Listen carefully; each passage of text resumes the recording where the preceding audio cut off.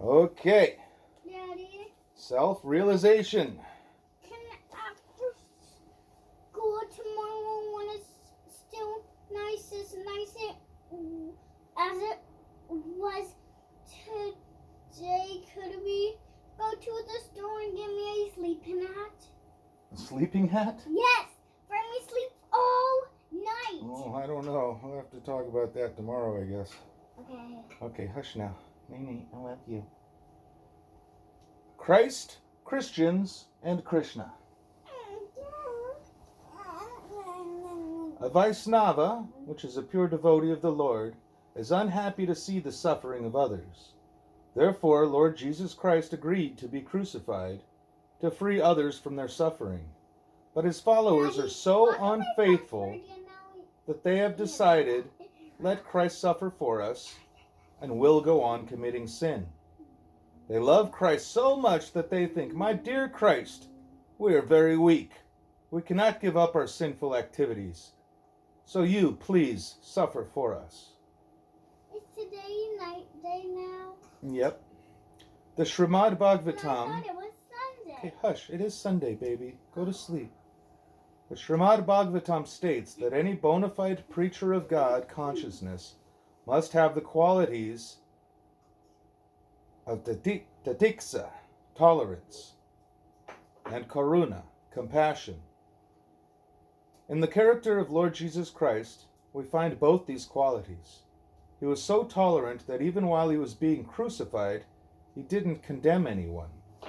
And he was so compassionate that he prayed to God to forgive the very persons who were trying to kill him. Of course, they could not actually kill him, but they were thinking that he could be killed. Daddy, So they were committing a great offense. Huh? Is there any demons in there? I don't think so. Night-night, baby. Head down. As Christ was being crucified, he prayed, Father, forgive them. They know not what they are doing.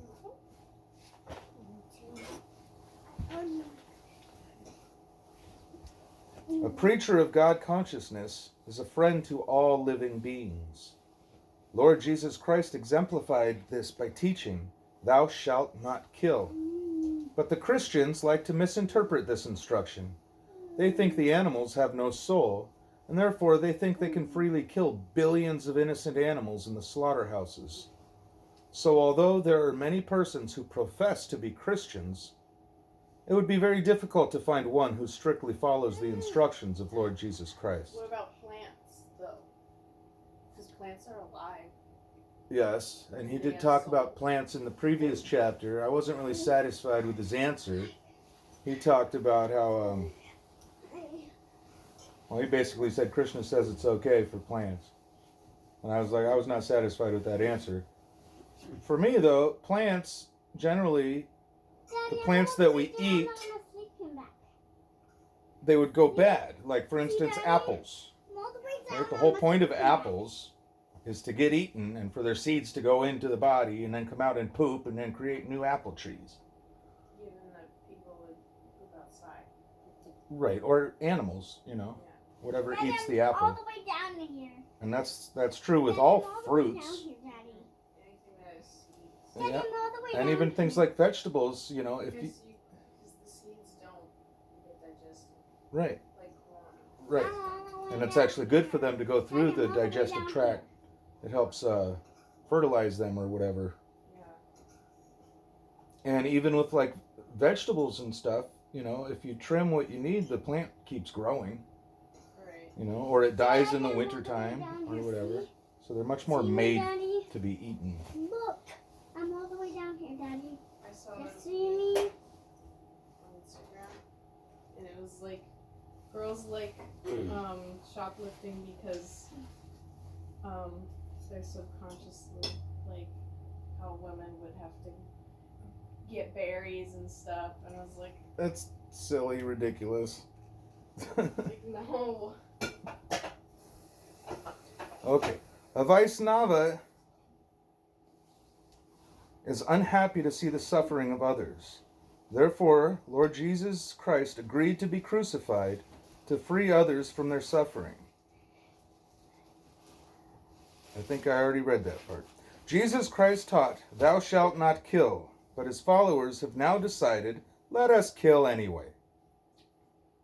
And they open big, modern, scientific slaughterhouses.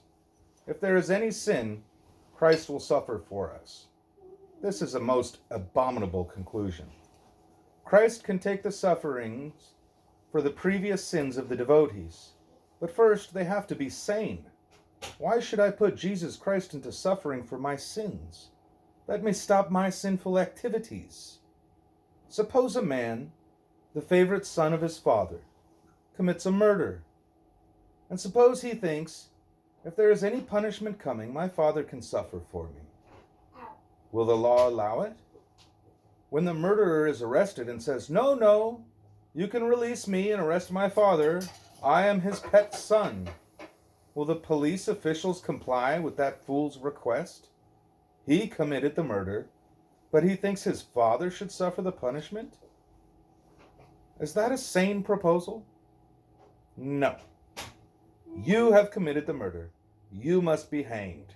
Similarly, when you commit sinful activities, you must suffer, not Jesus Christ. This is God's law. Jesus Christ was just a great personality, the Son of God, the representative of God. He had no fault. Still, he was crucified. He wanted to deliver God consciousness, but in return they crucified him. They were so thankless, they could not appreciate his preaching, but we appreciate him and give him all honor as the representative of God. Of course, the message that Christ preached was just according to his particular time, place, and country. Please get back in there.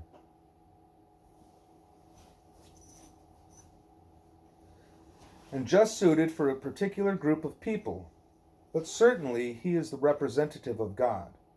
Therefore, we adore Lord Jesus Christ and offer our obeisances to him. Please lay down. Once in Melbourne, a group of Christian ministers came to visit me. They asked, "What is your idea of Jesus Christ?" I told them, "He is our guru. He is preaching God consciousness, so he is our spiritual master." The ministers very much appreciated that. Actually, anyone who is preaching God's glories must be accepted as a guru. Jesus Christ is one such great personality. We should not think of him as an ordinary human being. The scriptures say that anyone who considers the spiritual master to be an ordinary man has a hellish mentality. If Jesus Christ were an ordinary man, then he could not have delivered God consciousness.